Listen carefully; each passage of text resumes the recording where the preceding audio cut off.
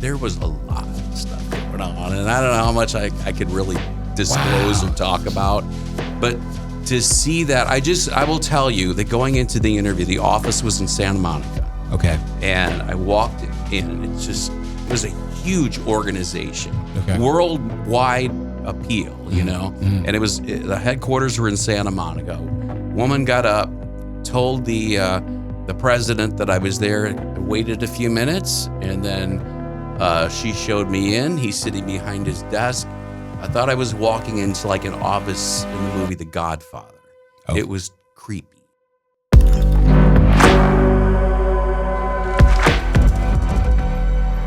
Todd, it's so good to have you here, man. Likewise. Do people? I look at you, and you definitely naturally have the look. You all around, you look like a movie star. And do you ever like walk down the boulevard, whether you're in Vegas or Hollywood or New York or wherever, and people just do a double look at who they might be missing as they walk by you? Yeah, it happened today. But Did it? It would happen in New York, and it certainly when I was in Asia. Oh man, people would just stop. And I just once I turn around, because I'm like, okay, what's going on? And it was not one, not two, but like there must have been 20 people that had all stopped and watched me walk by, and it was very, very weird. Very weird. It's got to be, yeah. Because they're like, all right, so now people are focusing on me. I got to make sure I'm walking right. Make sure there's no tissue stuck to my shoe. Exactly. Is my hair okay? But what were you doing in Asia? I did a Chippendales tour there a few years ago. No Not kidding. a few, many years ago. So you were like one of the dancers on Chippendales? I was a singer. Oh, so they hired okay. me to sing. So I had to sing and dance.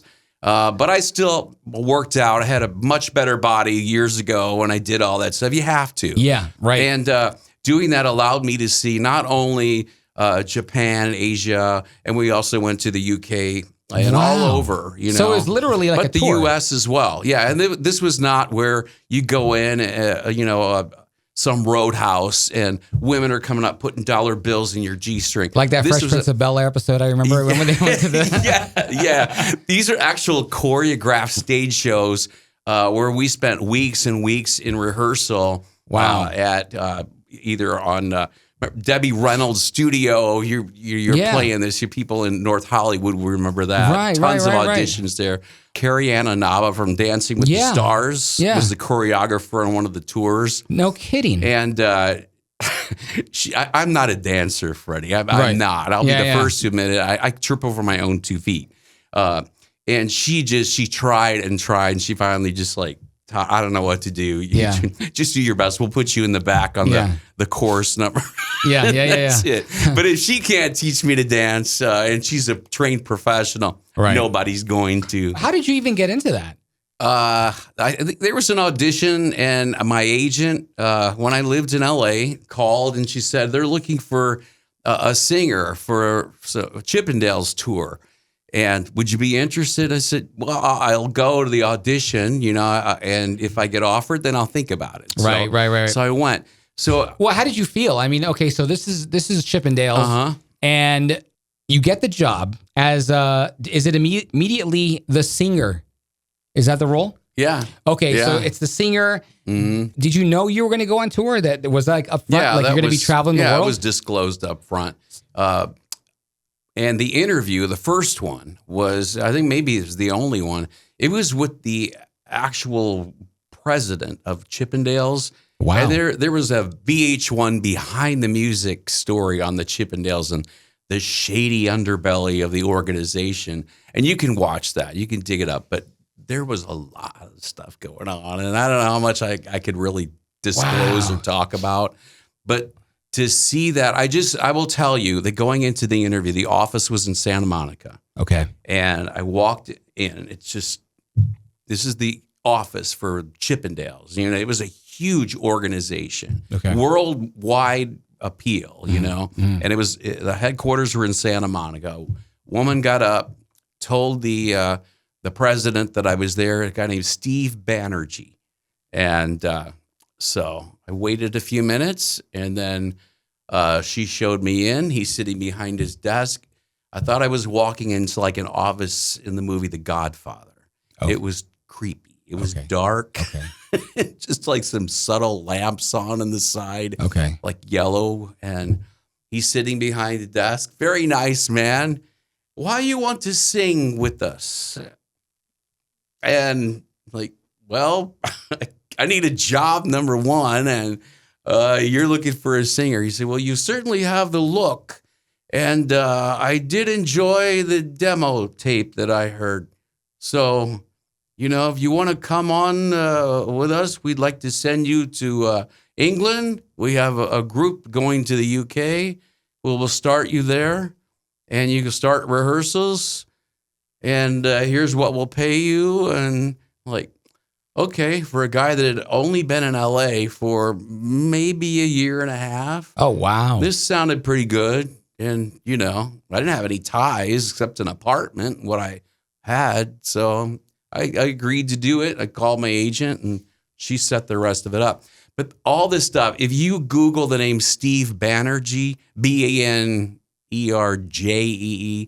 you'll see. And just being a part of it, man, just the stuff that went on, the temper tantrums within the cast, I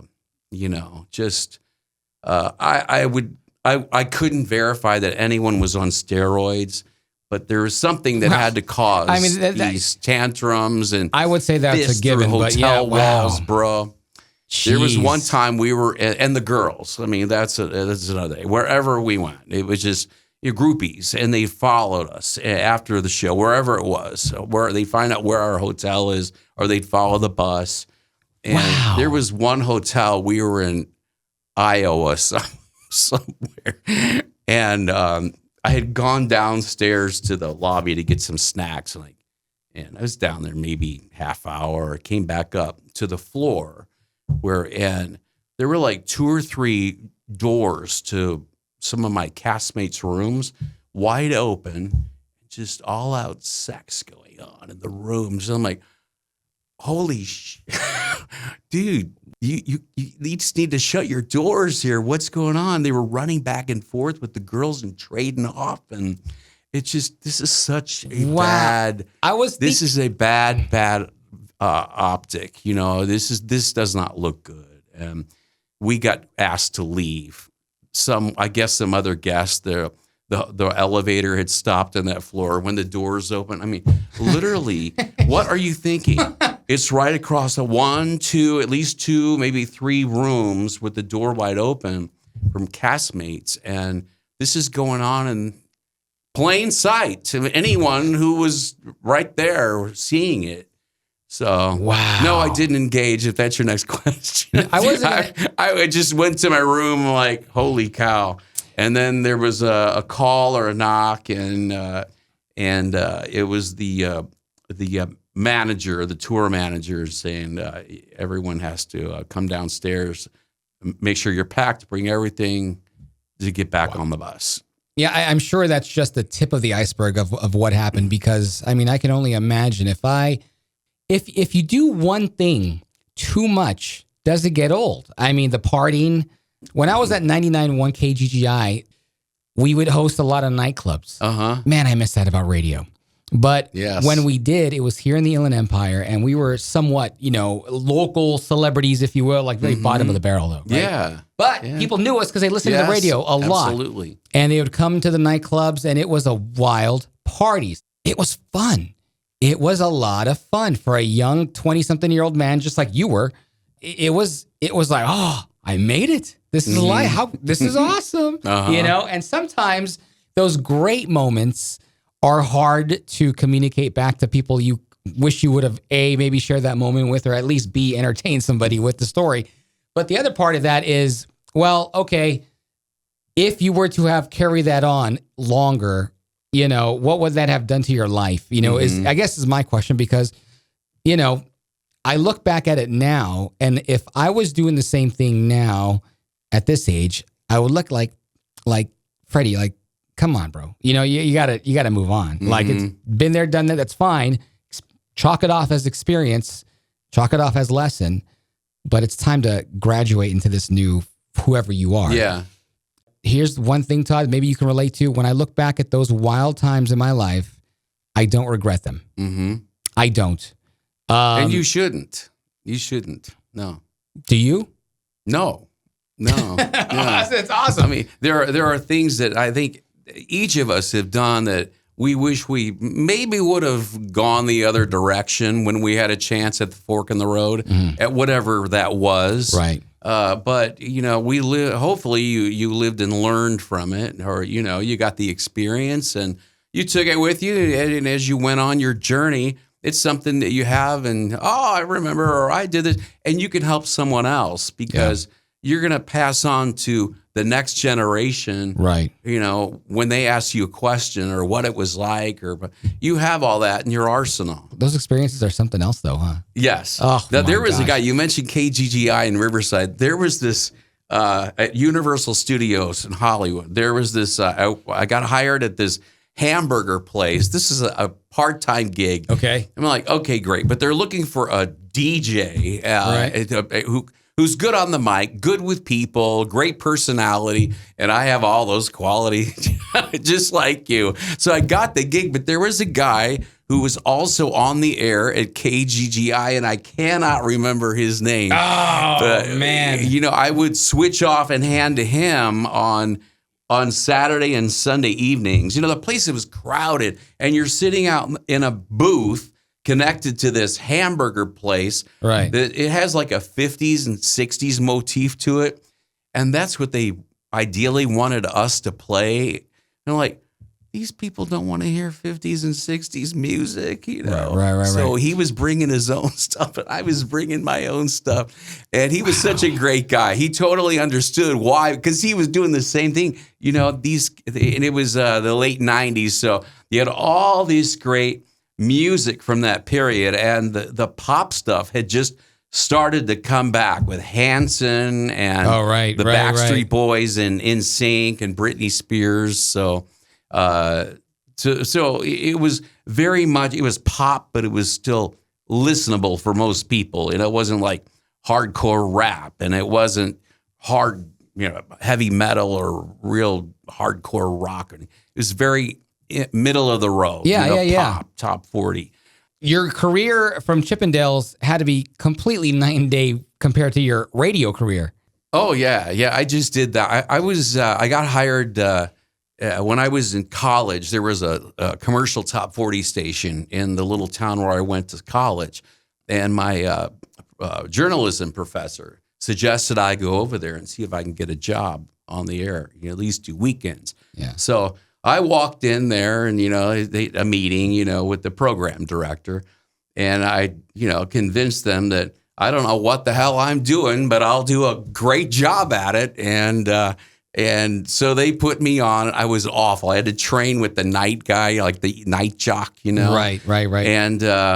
And then I had my own shifts that would come on like at midnight to 2 or something when like no one's listening, everyone's asleep. But, the needle we were still playing 45.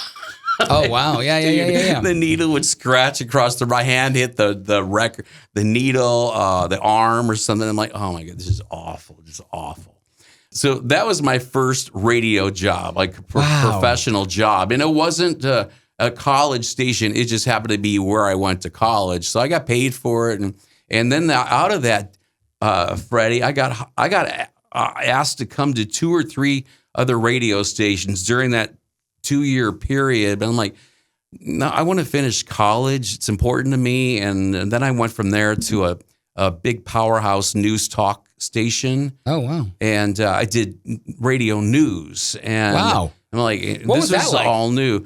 Well, it's like, this was in St. Louis, Missouri, and it's a huge station called KMOX, and they play the St. Louis Cardinals baseball games, and they have news and talk show hosts that are so super popular, and you just had to know your stuff. There was no, they showed you where everything is, and then I'm getting assigned to go out and cover a concrete truck driver accident, boat accident, a Teamster strike.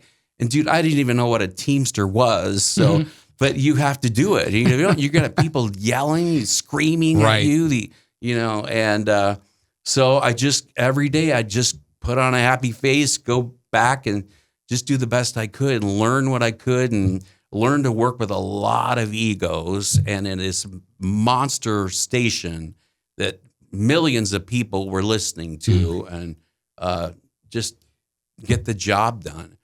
And radio is. And then they offered me another job, so they wanted me to stay. And I was like, I'm 20. I don't even think I was 21 yet. I think I was still 20. What do you think it was? Like they kept asking you to, stay on or, come to this station or, they kept wanting you. I think it's you show that, you may not be perfect or even good, but you're good enough and you're driven. Right. And you want to get better. You have that determination. You want to get better. It's that hunger, right? Yes, it's very much. This is exactly the perfect word to describe it. Well, Music. Hold on. We skipped over an important detail because you were telling me on the ride over here, Star Search. You were on Star Search. Yeah. Well, that's what got me to L.A. It was I auditioned for Star Search. It was a show hosted by Ed McMahon. It was the precursor to American Idol. And while I was there, this photographer and an agent asked me to stay. And they said, we want to do a number of shoots with you, and we'll set you up with a theatrical agent, a commercial agent, and a modeling agent. And we'll get you work in no time. Mm-hmm. I said, well, I need to go back home and pack my stuff and, get my car and everything. So I stayed for about a week, and we must have shot probably 3,000 pictures that week. I was here. We went all over the beach, Santa Monica, all over. And they were the most amazing photos I think I've ever seen. And the work they put into this. And they got me all 3 of those type of agents. And so I had a place to stay when I came back. And I went right to work. And then someone told me about being an extra on TV. And I'm like, well, how do you do that? Well, you got a headshot? And I'm like, yeah, I got one of those, for music. I said, well, that's good enough. Make up some stuff, put it on a resume and staple it. Here's the address. So I got called, and there was a day there at CBS, and the casting people came up and said, hey, would you be interested in a role on the show? I'm like, yeah, yes, definitely.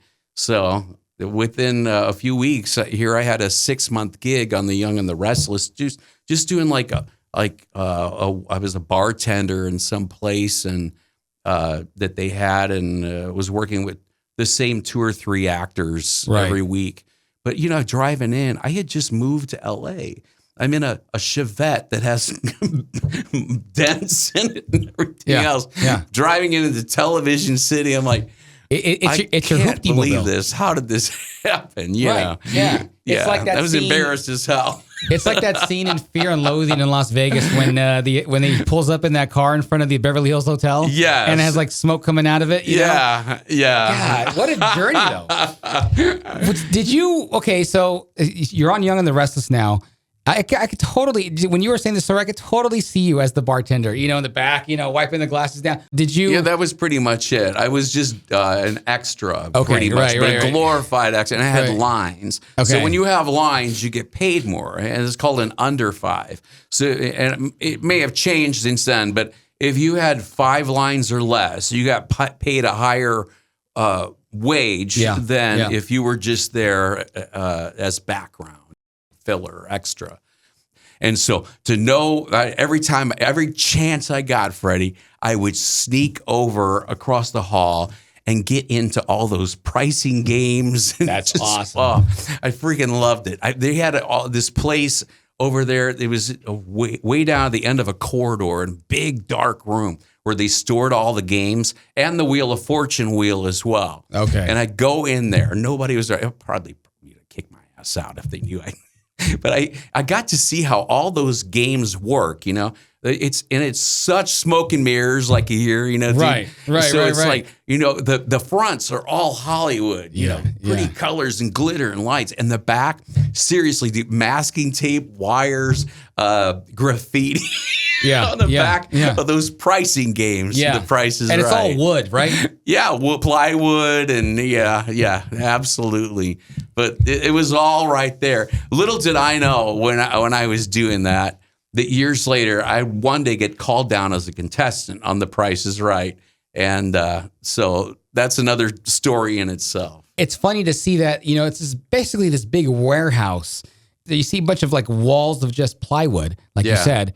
But if you walk right around it, you're like, whoa. Yeah, that's what I see on TV. Wow. Yes, absolutely.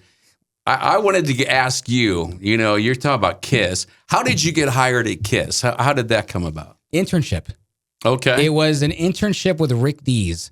It was fresh out of high school, and I remember I had a blue Chevy Silverado at the time, and I skipped school. It was like senior year, you know. It was like, we had senioritis, what we call it. We're like, we're going to graduate anyway, so what are we going to do? So I skipped school one day, springtime, and I drove my Chevy Silverado, my blue Chevy Silverado, from Rancho Cucamonga all the way to Burbank one morning when Rick Dees was doing a live remote from Krispy Kreme Donuts. This is when Krispy Kreme was really still kind of new. He's doing a live broadcast from a big semi-truck, right? Oh, yeah, the KISS caravan thing. Yes, gigantic truck. And it has a full, semi. The wall comes out and it's like a little stage. Studio and a stage right there. It's like the stuff they make cartoons out of. It's like that incredible. Anyway, I get to meet Rick Dees that morning. I get to meet producer Ruben that morning. And I was just like you, young, hungry kid. I just wanted to be a part of it. I thought, wow, this is cool. And I can kind of, I can help out. I'm a DJ already, and I see Ruben right there. He's, plugging the wires in. I'm like, I can help you out. And I think he thought I was bugging him at first. But, I said, well, what can I would love to see the station. What can I do? He's like, you want a tour?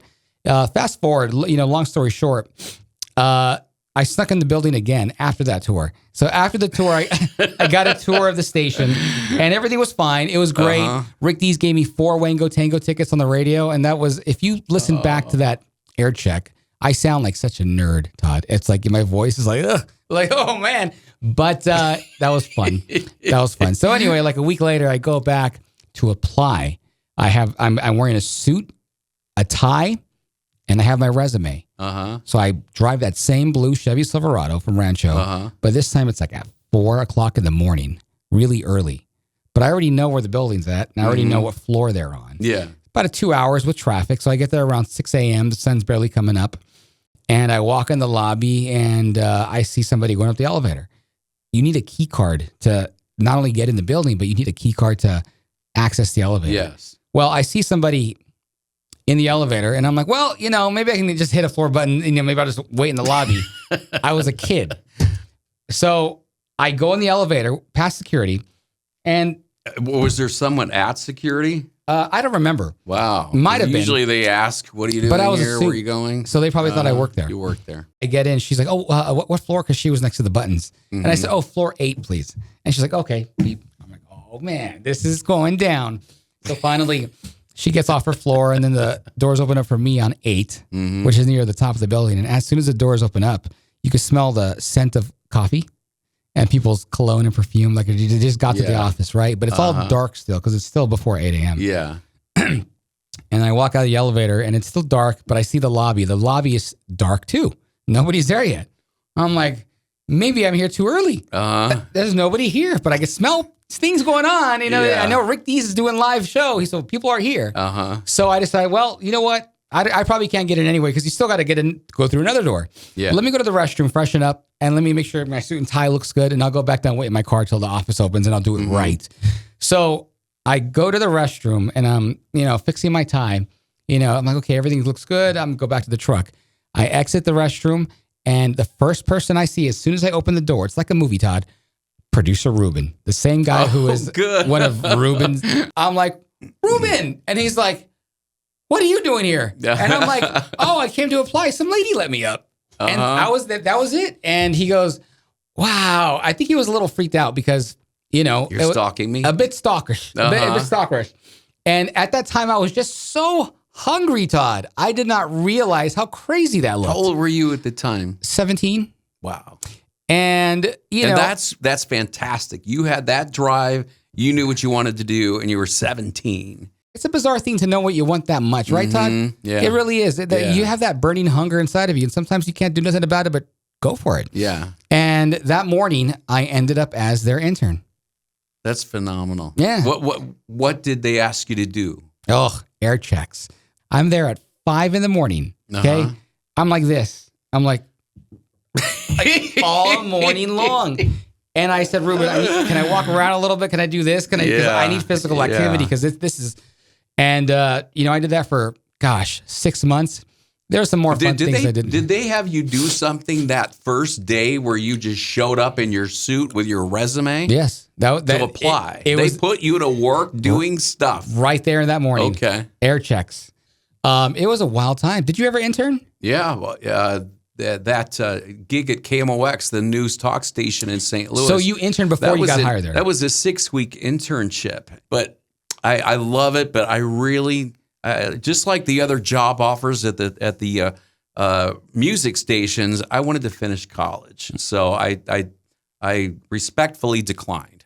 But I'm a firm believer in internships. You never know what they're going to lead to, who you're going to meet. So I encourage all kids to do that. That's so funny. It's like you read my mind. I was just going to ask you that because nowadays, some of the bigger corporations have gotten rid of the internship program because they're quote unquote a liability. Yeah. If somebody, I think I heard a story, and that's a shame too. It was in New York. It was one of the big stations in New York. They had an internship, and I guess they had some girl go out and get coffee and bring it back to the, to the jocks. But I think she spilled coffee on herself or something, and later sued and won. And so I think it was that case where they just got rid of the internship program across the board. But it's like they got so much great talent from the internship program, right? Yeah. Because that's a way to prove yourself in the real world. Yeah. And but that's the world we live in now, isn't it? It's like everybody's protecting their own ass versus trying to be the best. Yeah. Yeah. It's a crazy world. We're in a very litigious society right now, and people are all too eager to sue, instead of trying to work things out. And it's a shame. And companies are the same way. A lot of companies are hurting right now because of the economy. And, so if they can save money and not have internships, not have a threat of a lawsuit, they're going to take that route. And that plays into it quite a bit. Hey, Dulio, do you always need a lawyer for a DUI or only in certain situations? So normally in DUI matters, you always need an attorney to represent you. You either will have a public defender or you will hire your own personal attorney. It's important because it's a criminal matter and your liberty is at stake. So it's very important that you get a competent attorney who's handled DUI cases and knows what they're doing to help you. You're really smart. I mean, have you always been naturally smart since a kid, or did you? I mean, was this something that never thought I was just average, Really? Yeah, because they were kids. They were always straight A's, hand always up, and their teacher asked a question. Right. You probably know the kind of student I'm talking about. I was class. in the back. I didn't want to be seen. Yeah. I was kind of in the middle, man. Just kind of not in the front, but not in the back. And, right. Yeah. But thank you for saying that. No one's ever said that to me before. I never think people thought I was dumb, but No, see, and I think people dismiss, scholar or, grades on paper or, the way they do, school or the way they talk or function as intelligent. But, people dismiss, people who have this natural curiosity for life. Yeah. As intelligence and, your wide array of, facts and knowledge about different things. And it is very different, I mean, your radio career to, reading about Tina Turner and being on tour with Chippendales. I mean, it's quite a life. One of my best friends was a woman who went to the same college I did, but she attended there right at the outset of World War II. So her college career got interrupted because she felt she needed to go and help with the war effort. And so years later, I took some radio gig in Sacramento. A buddy of mine happened to live there, a guy I went to college with. He was there. He worked for an airline. And he said, "Oh, you've got to meet so-and-so. She also went to our college as well." And I said, "Okay, sure." So from the time we got to her house, she lived in Sacramento, as I mentioned. She opened the door. Hi, you want a beer? And she had a cold one for each of us. And like, oh my God, this woman's hysterical. She just spit out the jokes, man. She just so off color, just harsh, rude, just crazy stuff you've never heard before. She was funny as hell. And she knew a little about a whole lot of stuff. Yeah. She had helped. She finished her college career. She was in my class in college. Wow. That's when she finally got an honorary, Good for her. degree, because it's like they're not going to expect her. They tallied up all her work experience, but she helped design the California aqueduct. And, and this is as a delineator in the early 1960s. And just an amazing person where I learned so much from her. I actually lived with her for a year. Oh, wow. When I lived in Cool. Sacramento. I had a breakup. It didn't work out. I'm like, I can't afford this house by myself. I got my dogs. And she was there. Her husband had died many, many years earlier. So she said, well, just live here until you find out you have a place to live or you want to move on and whatever. And so I value those couple years I lived with her because we had so many amazing conversations, and she believed in the science of mind. There was no one I've ever met like her. No one that has ever met her can say. They all say she was completely unique. No one had ever met anyone like Evie. She was just one of a kind. Wow. And so that was valuable. It was a valuable experience. She lived to be 100 years old. And I was at her 100th birthday party, and she passed away a few months after that. But I bet she loved that you were there at her 100th birthday. She had company, and she had her family around. It was not too far from your studio here in Colton. We had a nice evening, and she was there, and her relatives that were still around. She never had any children. She buried 2 husbands. She retired in 1977. She lived to be she was 100. That was like 2018. She'd been retired longer than she ever worked for the state of California and collected this sweet ass pension and retirement, man. So she lived fine. She collected Barbie dolls and she bought and sold them on eBay. And, eBay was still kind of new itself, and she was getting going, but she got good at it. Wow. And, think of this senior citizen, but she would, I hosted this variety show on this cable TV channel in Sacramento. And I said, I'm going to have you on. I had her on the radio all the time. She was hysterical.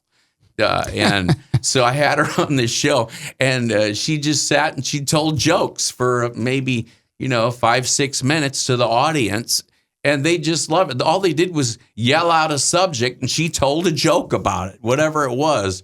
So, talk about somebody who, and that's where I think when you just said, a little about a lot of stuff, I try to pattern that after this lady and the wonderful friendship I had with her and just learning from her. That's awesome. That is awesome. I went to this Rufus Du Sol concert at the Rose Bowl this past weekend. Who again? Rufus Du Sol. Okay. They're like today's Daft Punk, I guess you can say, right? The biggest electronic trio right now. And they're just incredible. Anyway, 60,000 people at the Rose Bowl. There's just 2 older ladies, right? In their silver-haired prime, right? Yeah. And they're just rocking out, having a blast. And then somebody put it on TikTok saying, the love of music has no age, Yeah. Go out and have fun. Go do your thing. And when I see older people like that who, we grew up and they would always just be at home on a recliner, Yeah. But when I see people living life still and being hungry for a life like that, that makes me happy. It makes me happy to see that. I want that to be me when I'm that old, There's no reason it shouldn't be. Yeah. We talked about, you coming on the show because, there's 2 things that I love, and it's, part of the logo, like as you pointed out, radio, aviation. Somehow you do all these things in life, Todd. You've done the Chippendales. You toured the world basically. And I want to go back to that touring because I want to hear about all the cities you visited and everything. But you did radio. You went to college, and you did all kinds of jobs, and somehow you end up in part of aviation. Yeah. What was that about? How did you get into that? There was it started with me looking for a gift for a friend of mine. One day, he worked for an airline, and so I was like, I'll get him a Christmas gift. Let me see what's on eBay. I don't know, and so I found this model airplane. It was about this big, and so I got it for him, and it got to my house in the mail, and I opened it up. I was so impressed with it. I'm like, wow, look at the detail on this. It was a 1:400 scale TWA DC-9. And you could see all the logo printed as, just so distinctly, the red striping, everything on this. It was just the engines, the little fan blades in there. It was like, this is really cool. So I started going to eBay because I didn't know where else to get them. And I just kept buying more and more. And eventually, it was a hobby that I had while I was doing the network radio gig in LA. And I got to meet other people who were in the same hobby. There were shows for collectors at a hotel near LAX once or twice a year. So I met more people. Well, one day there's a guy that I met. He worked for CBS Radio in Las Vegas, and he was also a model airplane collector, and he loved airplanes, aviation. And he said, hey, if you ever want to get out of radio, they're looking for somebody at Gemini Jets. Do you know Gemini Jets? I'm like, oh, yeah, dude, I got a lot of that brand in my collection. It's probably the biggest brand in the world, He said, well, they're based in Las Vegas. I didn't know if you knew that or not. And, well, they're looking for somebody now to kind of do a little bit of everything. And he said, if you're interested, my girlfriend just happens to work there, so I can get you in if you like. Well, we're now in like 2013, and radio, my friend, as you well know, has changed so much since we got into it. And even at Westwood One, it was just they were gonna pull the cord and move to Denver, and I'm like, I am not moving to Denver. Right. I'm not going there. I got hired over the phone, the owner of the company, and it's called Airliners Distributing in Las Vegas. And they own the brand name Gemini Jets. And a man named Elliot Epstein, who started these model airplanes with some investors. He started this line in the late 1990s, and the people were so impressed with them because they were die-cast metal, and they had metal wings on them, and a competing brand called Dragon Wings also made 1:400 scale models. They had plastic wings. But the Gemini Jets had metal wings, more like a real airplane. And so they took off really quickly, and so that's how that thing began. And so I up and moved out of LA, and it was a good move for the time. I was ready for a change, and I didn't like where radio was at the time, and being able to go to a different market, still close enough to Southern California that I don't feel like I've really left. Right, but it's more affordable, and those were some exciting things. So. Yeah. That's how. So when you made the move, did you miss LA, or did you feel like you were still far? Well, you know what? I had lived in Las Vegas once before, and I swore I'd never move back because of the heat. Oh, okay. And here I was doing the same thing. Right. But now I got hired for radio there. I worked in Vegas in radio in 2000, 2003 at Kiss FM in Las Vegas. Wow. And we had D's on in the morning, simulcast from LA. That's so cool. And I was such a fan of Rick Dees and the Kiss brand. Right. And, having our own Kiss FM there in Las Vegas. And so you mentioned a few minutes ago the big Kiss caravan semi. It came to Vegas at least once or twice. We had some free gas Fridays with Rick and Ellen Kay that, they'd come. They'd turn For them, it was a party. For us, it was a lot of work getting it set up. And I know we got in trouble with the cops because the line of cars. Oh, right. So I had lived there before and worked for the Clear Channel stations in Las Vegas. So I knew what I was getting into moving back there. When you're 3 hours away, did you feel far, or is it still close enough? I hate the drive. I'll be glad when the bullet train or the Bright Line, whatever they're calling it. The station is like a mile from my house. Right. It's under construction in Las Vegas. I mean, but flying is only like 40, 45 minutes. It is, but it's all that time you got to, like I mentioned to you in the car, getting to the airport, waiting at the TSA security line, and then waiting for the flight. I could have probably driven here and been here by the time it took for the plane, even though it was like less than an hour. The endless construction on that 15 though, man, it's like, well, that's a nightmare. And you never know when someone's going to have an accident. You never know what's going to happen. Just tied up for hours. Yeah. Right. That's why, I feel like flying is the best. But although, you're right. It does take us some time to, go through the line. And it's less wear and tear on your car and your body because you're not so stressed out. Is life good in Vegas for you right now? Is it good? Yeah. I mean, think of where else I would want to live, and I could go here, there. I'm not attached, so I have my cats, and there are cats that I feed. I just have this big love for animals, so there are cats that are outside my home and my office that I essentially take care of. If I didn't do it, they wouldn't get fed or have fresh water every day. That's awesome. And so I feel bad, like. I know when I'm with Smokey, my main cat, in the house, he was a little baby and I brought him in, 7 years ago. I could go on some vacation, but I know back home he would be so, even though he's got 2 half sisters that live in the house, he'd be missing me so much. He'd be so upset. That it would eat at me the whole time. And I was on the Riviera in France. I just know that I wouldn't be having a good time. Right.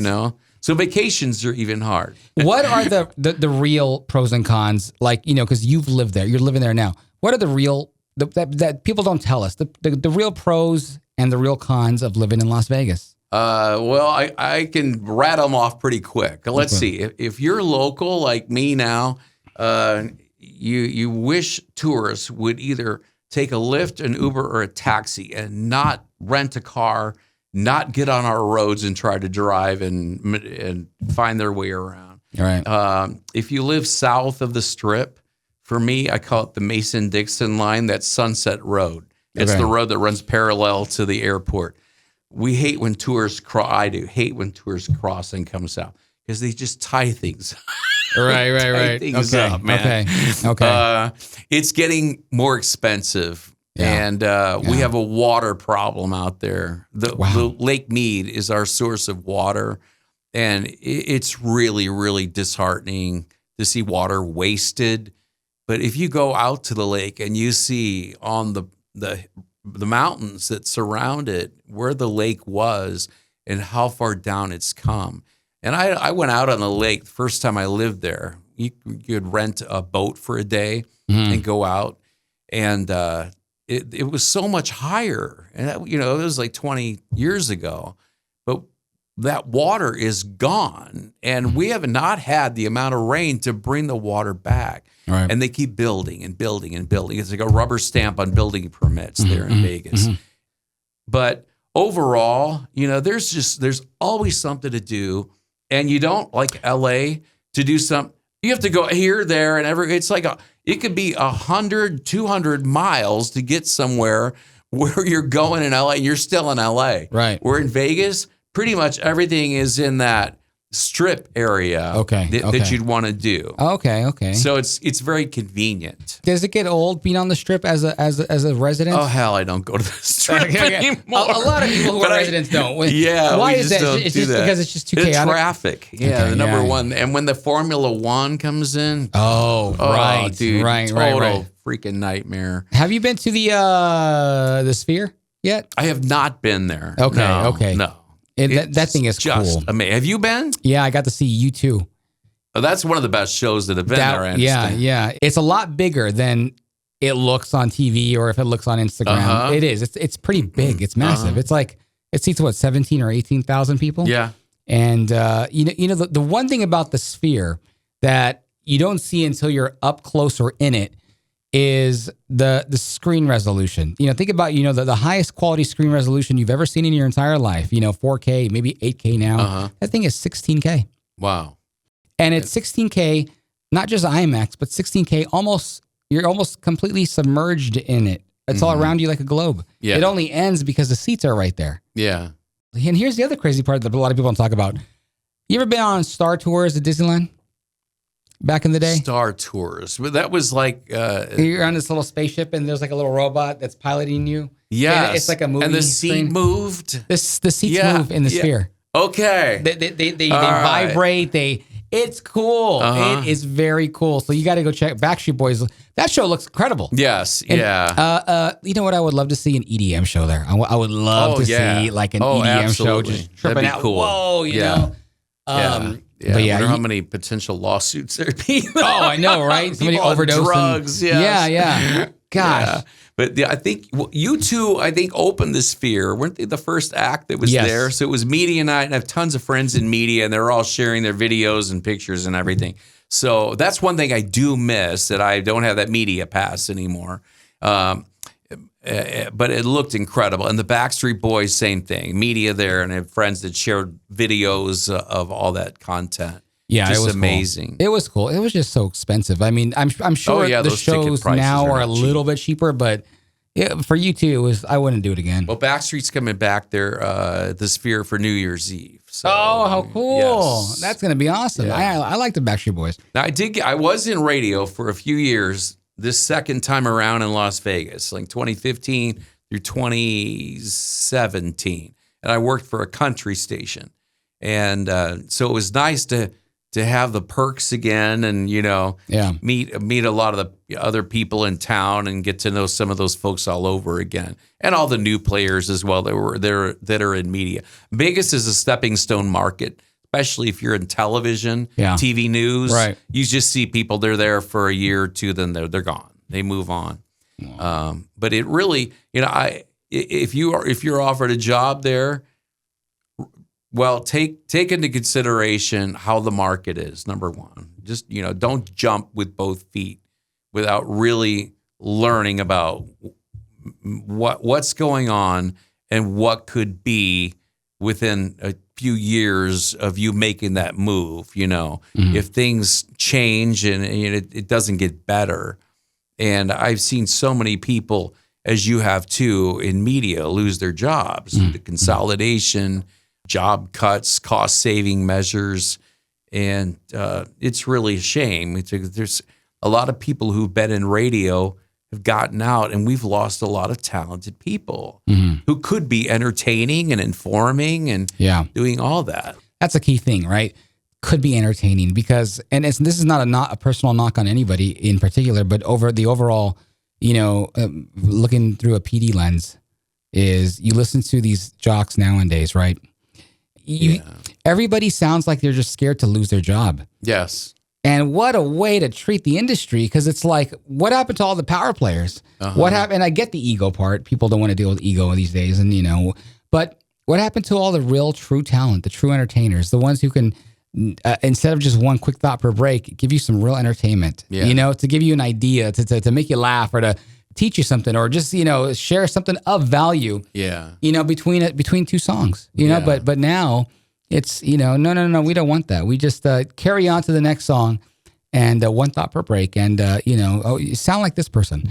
You're like, what? And thankfully at Cola, I have a lot more freedom than I did when I was, in big corporate radio, and that's the good thing about, private radio stations. I'm very thankful to be there. But I mean, do you find that the case? I mean, it's like when you listen to radio now, I wish selfishly that there were better people on, because it makes me I can be prideful about my industry, right? Yeah. But it's like everybody who's at least young, they just sound like they're just afraid to lose their job. Yeah. That's all they sound like. Or they don't know exactly what they're doing, or they haven't found themselves yet. Yeah. And they want people who are on to relate to the core demo, and so if you're putting kids on because you want to appeal to 1824, 1834, well, they haven't had every life experience yet. But you know what? They're good enough for their demo because they're in the same age group. They're experiencing the same stuff together. Right. So there's two ways to look at it. I always thought radio it was and still is over-researched. These people just call out and you're listening. You have a listening group and, they hear 100 hooks of song. You like this? Yes, no, yes, no. And it's just like we hear the same damn songs over and over and over. It's like, take a chance. You know how many songs there were released in the 80s, the 90s, the 2000s, Have you noticed how like station genres are blending now too? Yes. Because before it was CHR, then rhythmic CHR, then urban, and then adult, contemporary, and then, alternative rock. But now it's like you could hear Beyonce on just about almost every LA station. Yeah. Across the board. Taylor Swift. Yeah. On almost every station. Yes. Regardless of the genre. It's like everything's bleeding now into whatever. And again, I guess that's a natural occurrence. Well, those two women released projects that they were designed to appeal to listeners across the board, and of many different types of music and genres. But man, I tell you, if I hear some of these, I just tune out. I cannot hear "I Love Rock and Roll" anymore. I'm sick of it. I don't care. So I hate rock and roll. It's like Shut Up, Joan Jett. She got other hits. Play one of those. Jesse's Girl by Rick. It's worn out. He had so many other hits. Play one of those. It gets old. Journey, Don't Stop Believing. Don't stop. I've stopped believing a long time ago. But that's one thing that bugs me. It's those long stop sets, and then you go to, okay, well, how do you get around 7-minute commercial breaks? We got to pay to keep the lights on, of course. Pay for the equipment, pay for the staff. How do you do that if you don't air commercials? Radio was trying something really pretty novel. When I got to Las Vegas the first time, it's called NTR, non-traditional revenue. Okay. Where they try to turn themselves, the sales department, where they had a dedicated person in many cases who would handle doing things that, the sales staff usually went out and they sold ad time, commercials, but they have non-traditional revenue coming in where you use the radio station as an ad agency. And so let's use Kiss FM in LA, for example. Okay. We talked about Free Gas Friday. They brought it to Las Vegas. That, of course, was huge in LA back in the day with Rick Dees. Well, they would sell, they would hook up with like 76 stations. And they would, get an annual buy from 76 and say, okay, we're going to create a Kiss FM bumper sticker and have 76 stickers on them as well. And the only place listeners can get them is by going into a 76 station to get it. And on the back, there'll be a bounce back coupon. So none of this is on the air, except maybe in a promo that the air personalities, the jocks are reading, or, maybe they'll put it into a commercial, but it's not like a traditional, hey, come on down to Joe's Clothiers and get it's not an ad. Yeah. It's just something extra they're doing. So they sold all that. And with the power of a radio station, especially in the one the size of Kiss FM in LA, how many millions of dollars that they could get from advertisers in non-traditional revenue. And that is where I think radio should have been more proactive and continued in that vein. And with the, I'm looking for my cell phone because I'm never without it. And I'm feeling naked right now. Where'd it go?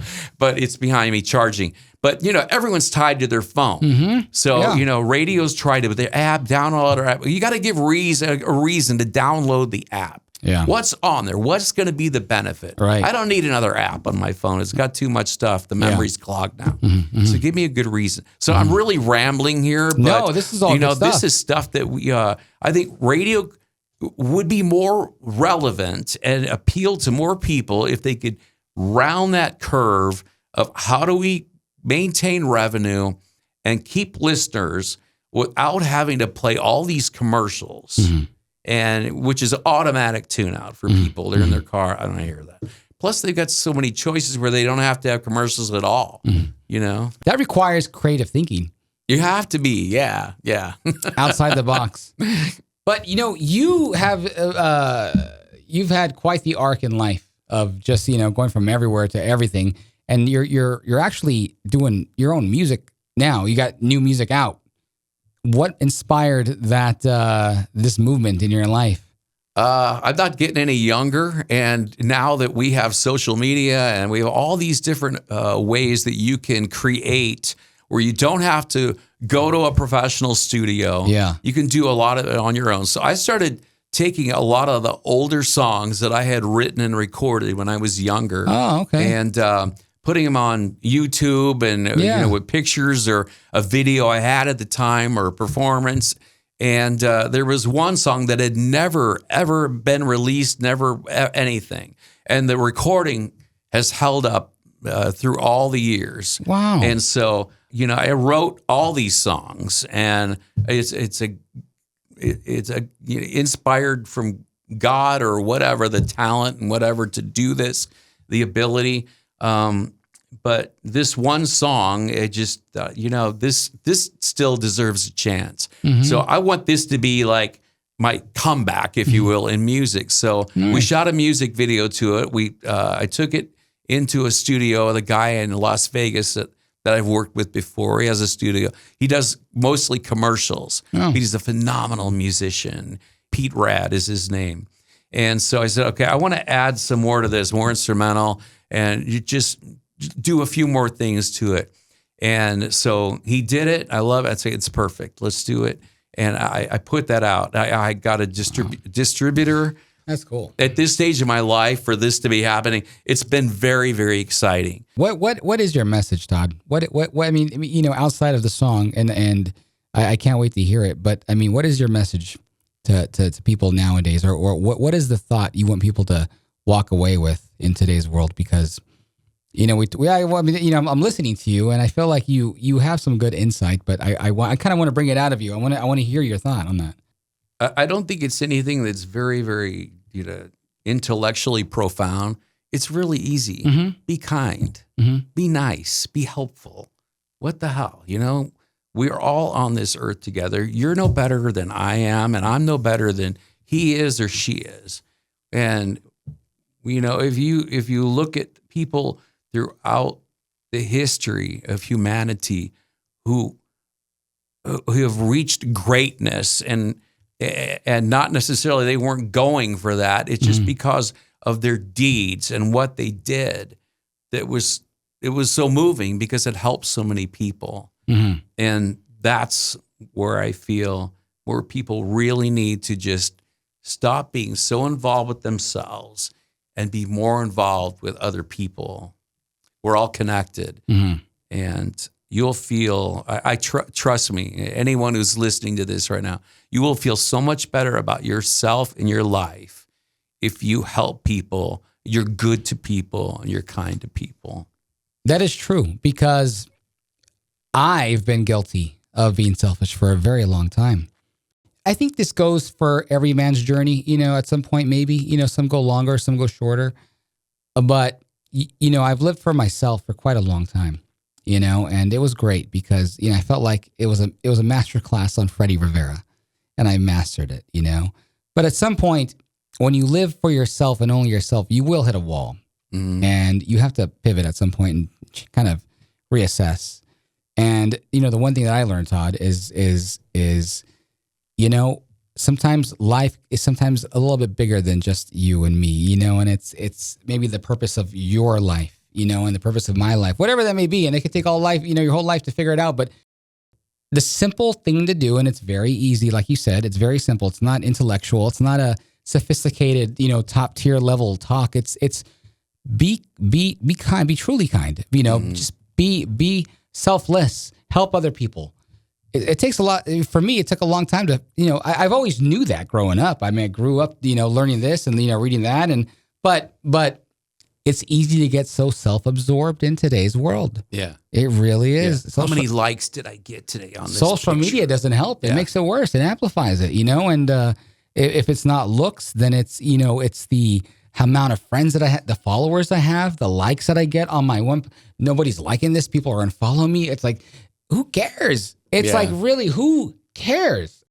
None of us really know how close we are to, our window of life, and when I started to rebuild, there's two things I learned. One, I was selfish for a very long time. And, that was, because I was career driven. I wanted to, have a great career. You and I both know what it's like to do what you love. Yes. Versus working, that office you hate or that warehouse. So, we know that. But and we've both done those kind of gigs too. We have. Both of us have, yes. But because, when I look back at the young Freddy, it's easy. I looked, what is the word? Like bright, but untethered, or like, what's the word? No boundary.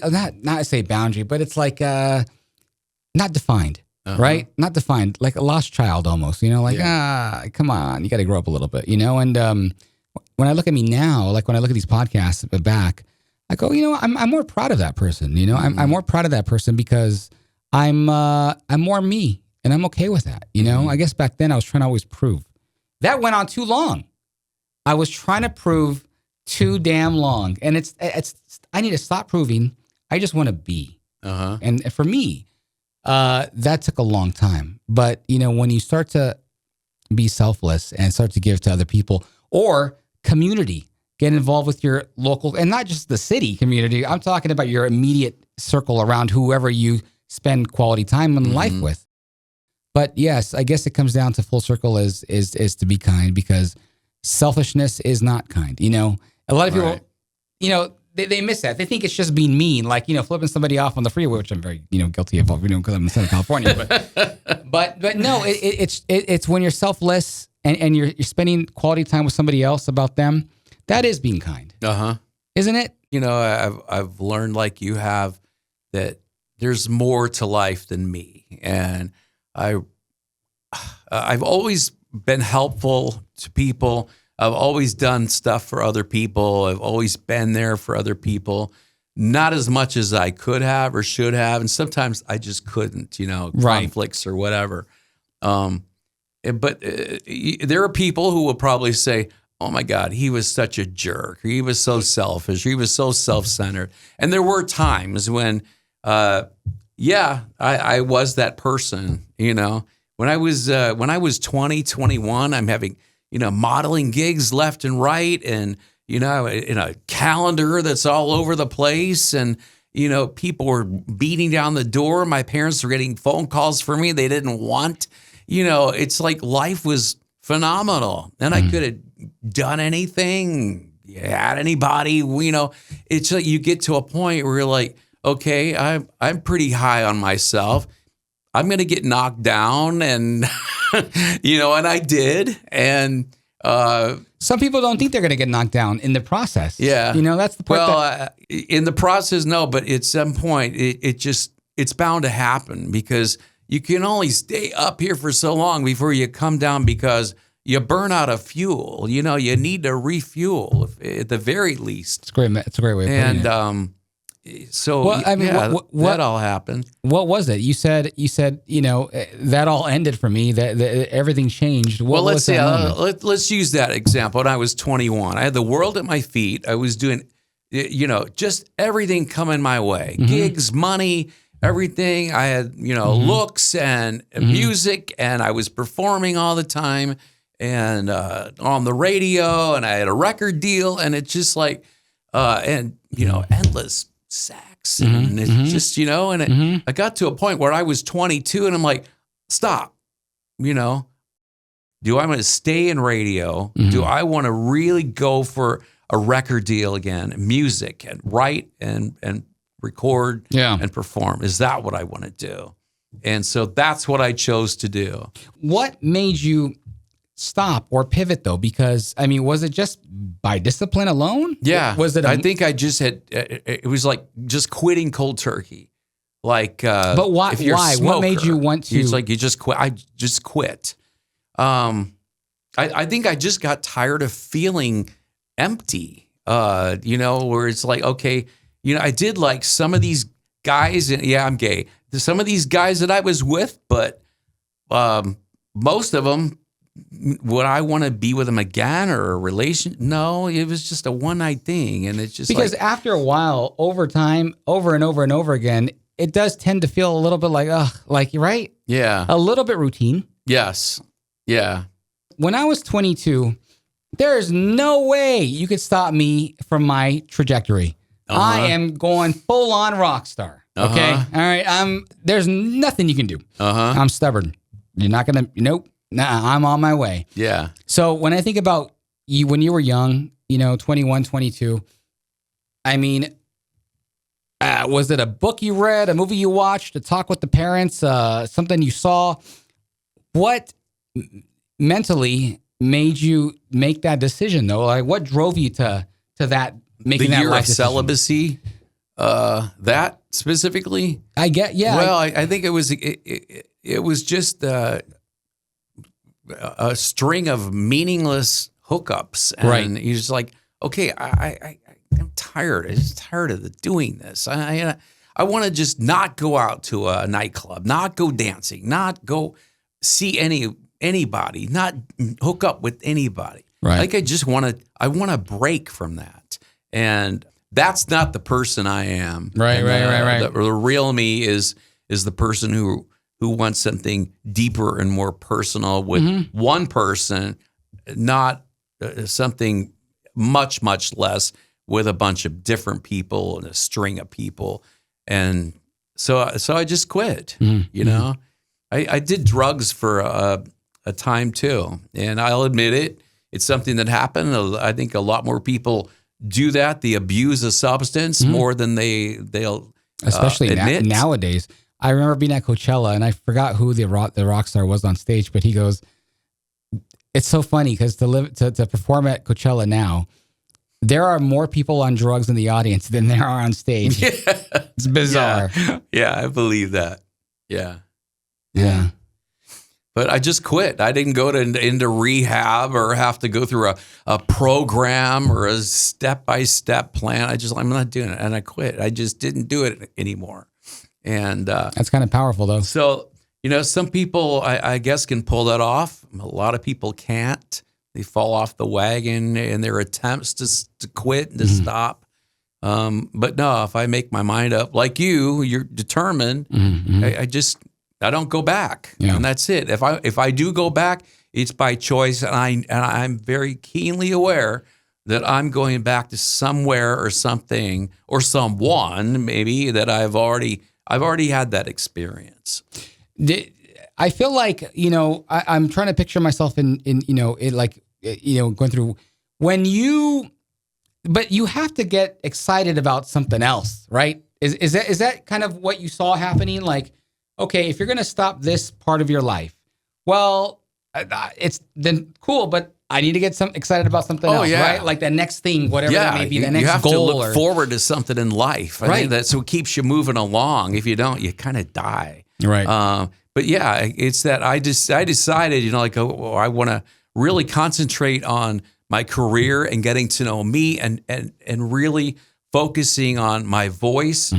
I knew what I wanted to do, and a relationship was not my first priority, which is why I've never been married, don't have any kids, and I haven't really had a relationship that's lasted longer than a year. And all these years, my relationship has been with my career and what I want to do. And that's what has driven me. But you made that choice to do that, right? Because that's what you wanted to do. Right. Do you regret any of it? There are times that I regret, I wish maybe I had just stayed at that news talk station in St. Louis that offered me the job, and I decided to go back to college. Because I was like you, when you were talking about school earlier, you're bored, and by the third, fourth year in college, I was so freaking bored, man. I was in a small town. I felt like stuck, and it was like, I want to go to LA. I want to get out of here. I know what I want to do. Yeah. And so that maybe, but you know what? You learn from, at least I do. I learned from every experience. I take something with me, right, and try to not make the same mistake again. Right. Do you know? I worked for. We talked about Rick Dees and how you got your job at KISS. Yeah. And that's quite remarkable, and I love that. And we got to talk. You have to tell me more, whether on this or elsewhere. Yeah. But so when I moved back to LA, this was round 2 in LA. I went over I got in touch with a guy named Clarence Barnes, who you probably know, and I said, I understand you're the executive producer of the weekly Top 40 Countdown that Rick has hosted for years, his show. Yeah. It's like, well, I'd like to just come in. Would it be all right? Yeah. I mean, why? What do you... I'm like, well, I'm a radio guy, and I've loved Rick for many, many years, and so I got a bunch of Snookies cookies in a basket one day, and that ought to ring a bell. Snookies cookies. So, wow. And I went over to the office in Sherman Oaks, and it was a visit that turned into, well, do you want to hang out and maybe come back tomorrow? And then it turned into, you want a job writing the countdown? No. So it all happened really quick, and I did that for like 3.5, 4 years. Did you get to meet Rick Dees? Oh, absolutely. What'd you think of him? Well, I had met and known Rick before all this, because when we had KISS FM in Las Vegas, he would come and do appearances and remotes, and so I'd already had. Knew what Rick was like and how he was and stuff like that. And, by now we had fast forwarded to post KISS FM Rick. And so he was only doing his countdown. And I lived in LA during his heyday, and he was on with Liz Fulton and then Ellen Kay, and the characters, I would laugh my freaking ass off at these people that were these characters. And, when I got into the studio at KISS a few times, maybe you and I had met, crossed paths before, man. And, probably. Don't even know that. I forget what they are with all the sound effects and everything. Yeah. To hear how they're all made and everything. Like, oh my God, I remember that. The wall of carts in his studio, man. I was just like, wow. Yes. He had a sound effect for everything. Everything, yeah. It's just nobody will ever do radio like that ever again. And it's such a shame, It was just so good. And some of those candid phone calls, the candid phone, and the big-breasted Bonnie, Brian, what's his name? I remember Brian, that. What's his name? Brian Whitman? Whitman, yes. He did big-breasted Bonnie. Chewy from Puente. Puente. All these characters. And then his wife, Julie, a lovely lady. She did Candy Plastique. Yeah. And so in that building over in Sherman Oaks, it was Casey Kasem and Rick. Wow. And, to be there in that, for me, he was like a countdown nut. Right. Who wrote down where every position was, listening to Casey every week, on the Top 40 show. To now working there and getting to know them and their staffs and these people whose names I would hear at the end of the countdown show in the credits. And now I have a personal relationship with them. Yeah. Dude, how things happen in life. It's just like you when you went to KISS that morning, 4 a.m. as a 17-year-old in your suit. Yeah. And look where it got you. Right. Right. So it's the same sort of thing. You just take chances and you never know. When you play it safe for too long, I feel like, well, at least my type of person, maybe you, I get bored easily, And it's like, I want we got to take the chances because sometimes, you know, we're too afraid to do these things. And as we get older, you know, some things begin to make more sense, you know? Yeah. But it's that, I feel like it's that child in us that, you know, hey, don't forget, you know, there's a fire inside you. You still want to rock this. You still want to do the music. I still want to fly planes. There's a reason for that. There's a reason that's inside of that, you know, it's inside of you that you should pursue. And that's why I'm back to doing the one thing I love more than anything else. Yeah, and that's writing and recording music. That's awesome. And now that it's in a whole new way of getting music out where you don't have to have a record deal, sure will help, but you know, to have it out there, you never know who's listening and how far the reach is or anything else in many cases. But it's exciting. You're not dead till you're dead. So do what you want to do, you know? Yeah. When you're doing the model airplane thing, some of these aircrafts like you talk about are so detailed, and the way they weigh some of them, if you know the body, it's like, man, I do want one. If I'm glad you brought that up because I brought one for you here. Oh, and I'm going to plug the famous airplane shop in Las Vegas because it has become a tourist destination for people who want to see thousands and thousands of airplane models all in one place. I have always wanted a model airplane because I'm going to tell you why. When I was a kid, before I open this up, I had the little airplanes too, the metal ones with the detail. And I would, you know, I'm an only child, so I didn't have brothers or sisters. I would, you know, just, you know, fly them around, you know, in my head. I was thinking as a pilot. And then he brought one, and I was going to be like, okay, when Todd gets here, I'm going to ask him for one. So if I ever go visit Vegas, I'll go to a shop, and then maybe, you know, we could work something out. But how cool is this? Oh, man, you brought Southwest. I did. Well, this is my favorite you were doing airline. that remote that day with a Southwest plane that was in the background in your video. So that, well, this, let me take it this is probably perfect. So. Oh, man. Here's the thing about Southwest Airlines. Southwest Airlines was the first airplane I ever got on right here at Ontario Airport when I was a kid because my family lives in, they were living in Houston, I think, at the time. So we flew from here to Houston via Southwest. And it was always the affordable airline, right? Versus like Delta or United or American. It was the little one that could be, basically, when I was growing up. And every time we flew to Texas, it was always on Southwest Airlines. And I just grew somewhat of an affection to the brand because it was part of my life growing up. But before this livery, it was the bronze one. Remember that? Yeah. The brown one? Yeah. Yep. But this is a 1 to 200 scale die-cast model airplane. And so there's a stand that's enclosed. You just put that together. But I really prefer using the landing gear that it comes with. And how cool is that? They're in the box there. They're magnetic. Wow. Beautiful. This thing weighs. Yeah. Look at that. So that is... that's a heavier one. It feels some weight. It's made of zinc alloy. They're designed as collectibles, so they're made in limited quantities.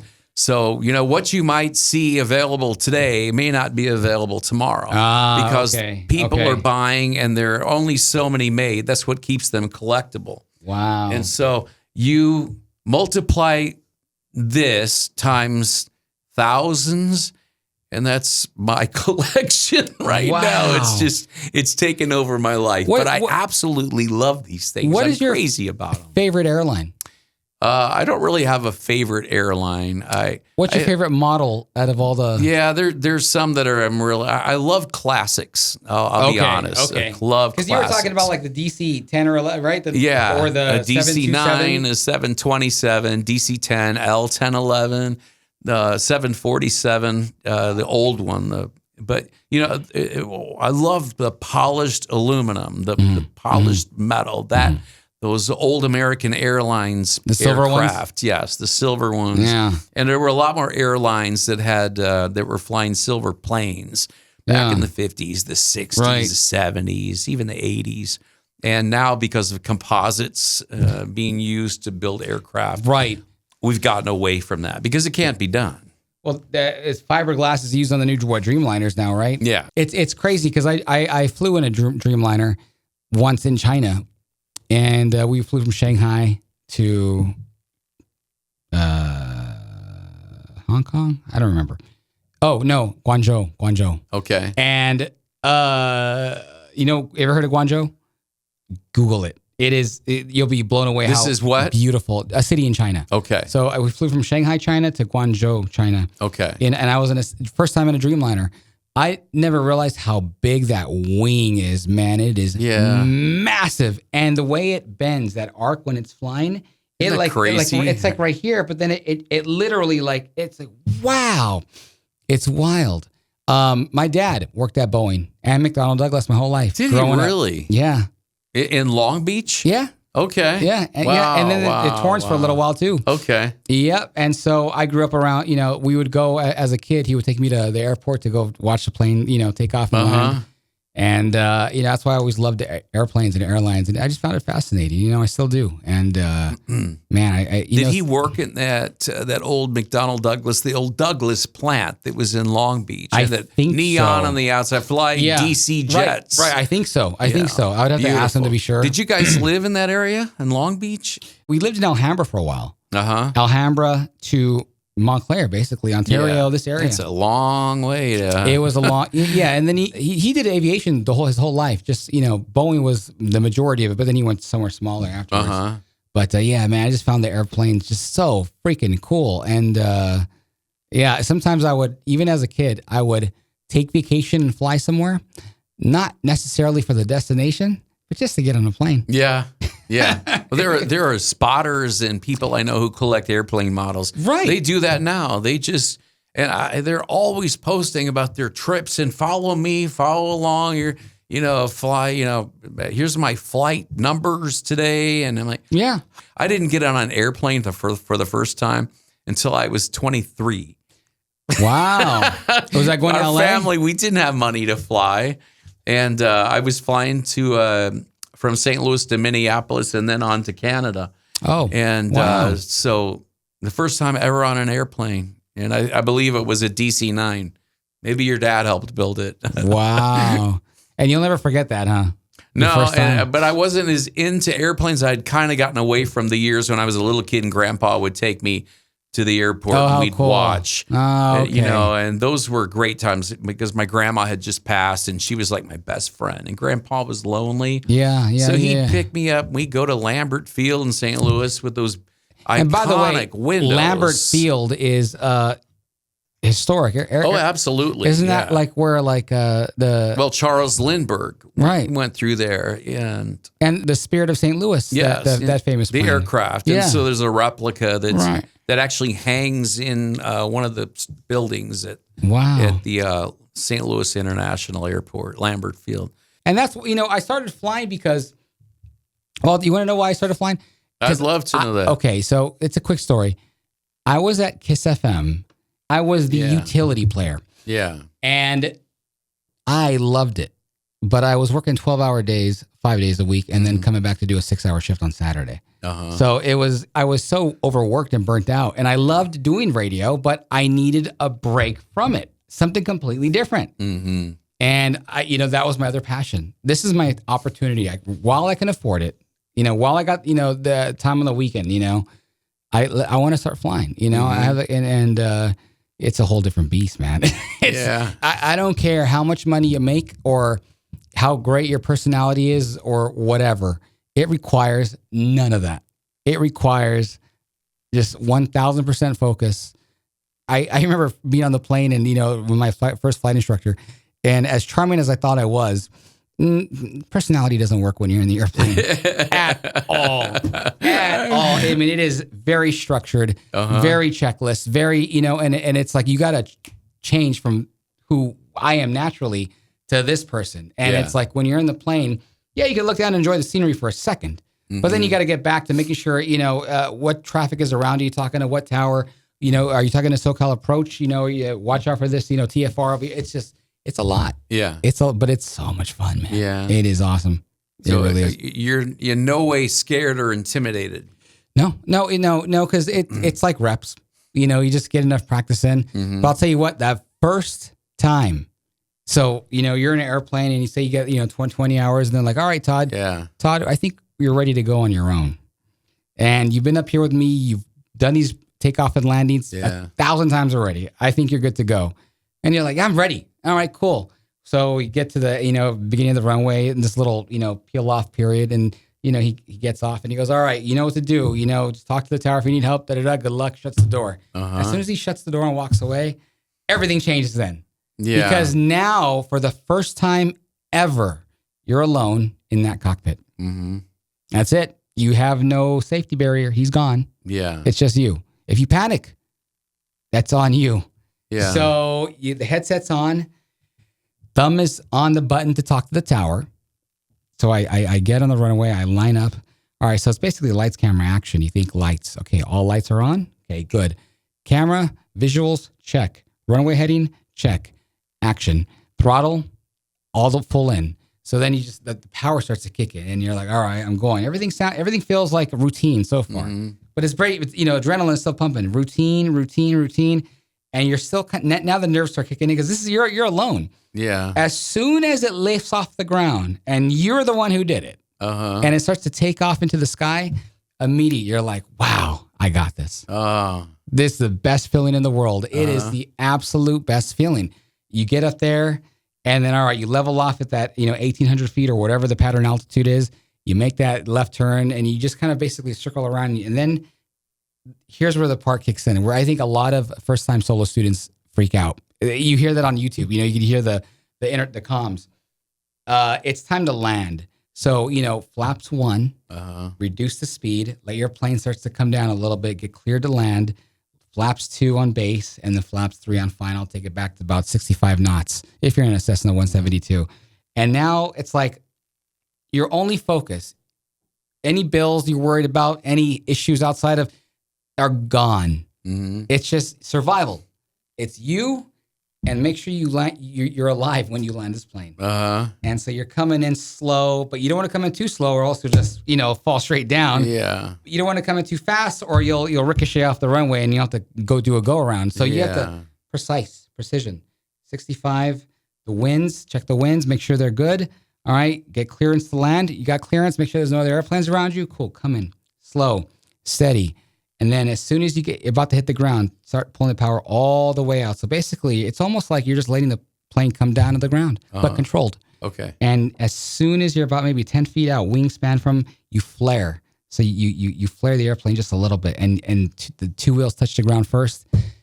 And if you have a perfect speed where the momentum is slowly dying, that the front wheels hit, and all of a sudden you realize you're a freaking pilot. You just landed your own plane. Yeah. Most people in life will never get that chance to do it. And that's the memory I have of my first solo flight. And I did it. But how many solo flights have you made? Oh, a lot now since then. But it's that first one that you remember.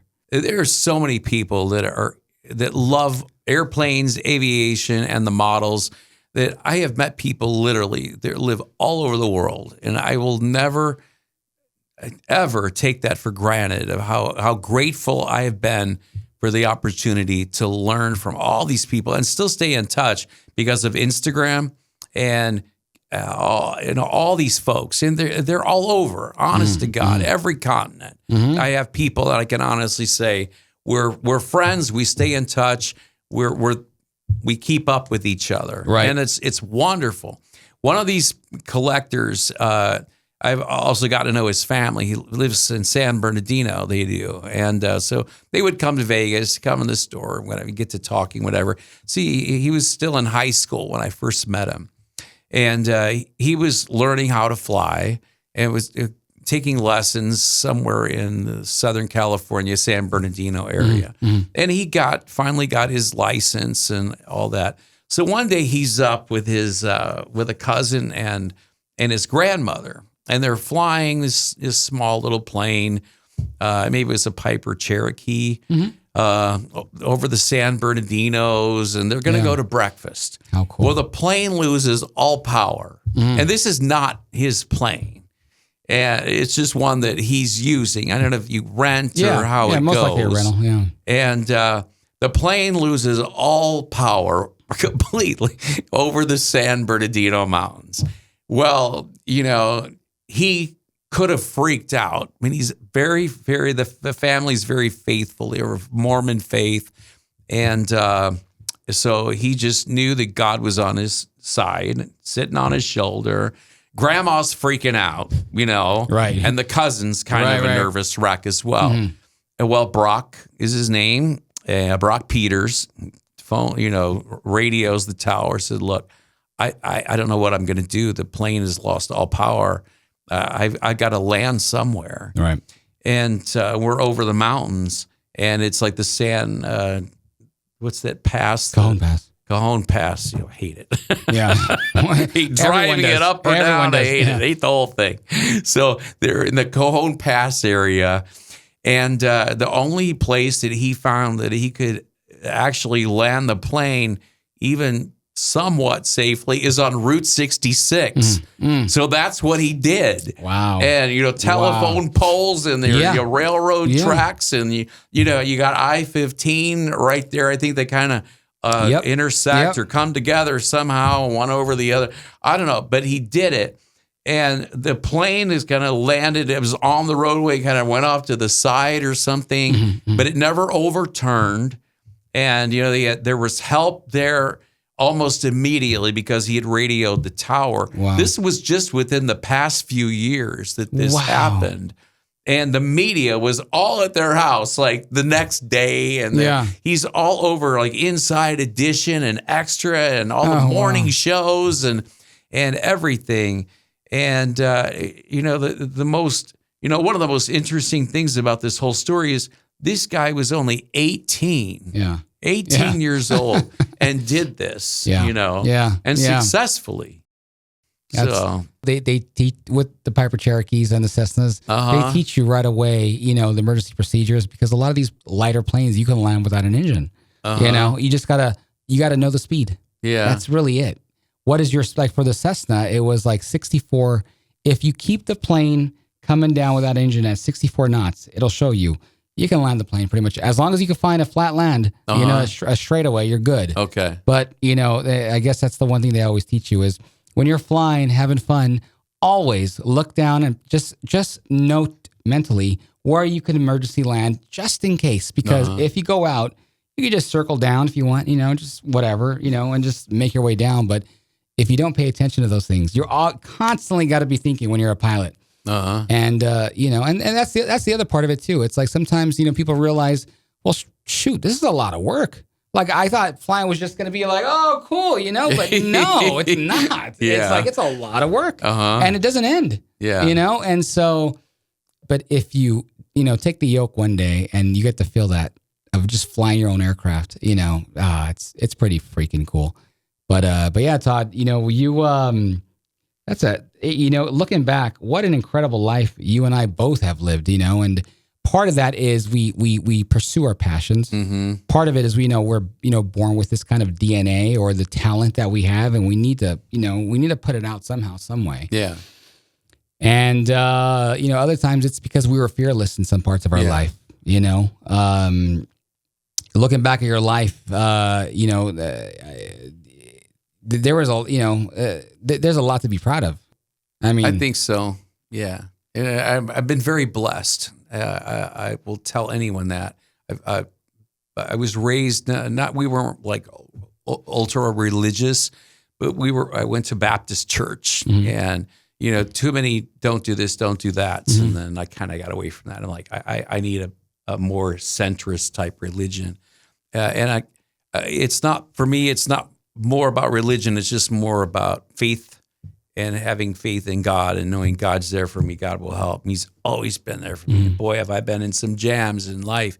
And he's blessed me with a lot of really good people in life. My best friend, she walked away from years doing local TV and radio because she got tired of the negativity and all the backbiting and everything. Politics. Hosts her own show now on every platform, every weekday morning, 7 a.m. And she's got higher numbers now than she ever did, or the show did. The morning news show, whatever affiliate, Fox, NBC, whatever she happened to work for at the time. And she's making money. The show sells. She has advertisers and sponsors.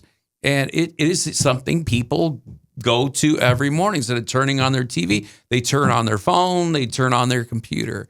And I love her to death. My vocal coach is a woman who's equally as driven. She's best known for being the first Jardiance commercial woman. Jardiance is really swell, the little pill. She's in the yellow dress, singing and dancing with all these people. And Deanna Colon is her name, and just a very driven, wonderful lady, loves animals. She and her husband, they rescue all these dogs, these dumbasses and assholes dump in the desert, and they bring them into their home. They never take them to a shelter. They just make them part of their family. Love people like that. It's people who just have passion, and they're there to help, and they also have drive. And that's what people I gravitate to. And you, my friend, are one of those new people for sure. Thank now, you, Todd. I'm so glad we finally got to meet face to face. I got to come and visit you at your shop. Yeah. Where are you located at? We're near the airport on Windy Road. Yeah. Oh, cool. Yeah. So there's a retail shop. It's called the Airplane Shop. And then that office, the set of offices is also the home of the brand Gemini Jets. Oh, okay. And so we do everything there but produce the models. Everything is done there in that facility. But the Airplane Shop gives people the chance to come in and buy at retail. Right. Otherwise, the operation is a wholesale manufacturer. But there are tons of model airplanes on display. We keep one piece of every release. So we've kept one, and there are probably 750 of these that were produced. Wow. 800, 1,000 maybe at the most. So we keep one, and the rest are dispatched around the world. You know, I knew they were heavy, but I didn't realize that they're that heavy. That's Wait till you pick up a 200 scale Antonov 225. Oh my gosh, the Antonov. Do you guys have the A380? The Airbus? Do. Wow. Yeah. You guys have pretty much everything. Yeah, there's nearly every, for sure, every commercial aircraft type. Wow. We have a mold for in 400 scale and 200 scale. It's the smaller planes, the Cessnas and things like that. They get too small. You get to 400 scale. It'd be like something like this. Right. So we have some of those smaller type planes, those private type aircraft, like a Cessna 172, in 1 to 72 scale. Wow. And they're die cast just like this. But I love the commercial airliners, and that's really the focus of the company. And what my friend and employer Elliot Epstein has done here is just he's really built a really wonderful brand and business. Yeah. And I'm happy to be part of this in what's now like the 27th year of the brand. So that's a long time. For me, I think the biggest attraction to this, besides the fact that there's so much to pick from, right, is the fact that there's an emotional tie to it. You know, you saw this many times. Southwest, you were flying to Houston, your family. It brings back good memories, and maybe the Southwest planes didn't look like this back in the day, but it's still the name, still the airline. But I saw you. I will forever connect you with this because of that video you did with the remote, with the Southwest plane in the background. Right. And how excited you were. I could see it in your eyes and hear it in your voice when you were doing that remote on video that day. Thank you, Todd. I appreciate that. We definitely get people who are professionals in the industry who come in, and they're from all over the world. Pilots, flight attendants, maintenance workers, ramp workers. Right. Yeah. What is your the Instagram for that brand is Gemini Jets models, and then yours? Todd Models. Okay, on Instagram. Yeah. Okay. Before we end, I want to talk about this because you said you toured pretty much the world, right? For a lot of places. I wouldn't say the world, but a lot of places. Well, a lot of places. Okay. Yeah. What city struck you as, you weren't expecting it to be as good as it was in reality, but whoa, I loved it here? What city was that for you? I liked Manchester, England. Wow, really? Yeah, I'd never been there, but we were in London for a week and went up to Manchester for another week. And again, these were tours when I was with the Chippendales. Yeah. And it was Christmas time, and it had just really charming. The way they had decorated, like, was old school, very traditional. You know, all the stores had Christmas lights in them and holly boughs of green, the greenery, right, and ornaments, and over between over the streets we have greenery and ribbons and bells and bows. It was like, this is like walking back in time. Yeah. It was beautiful. So like a Dickens kind of novel during Christmas absolutely. time. Yes. Yeah. It was just really cool. You say Manchester, and there's a tie with me in Manchester. Well, I've never been. I always wanted to go, but my favorite singer is from Manchester, England. His name is Morrissey from the Smiths. Okay. And the Smiths, there's a very famous pub there called the Ladsford Club Pub. I'm probably butchering it, something like that.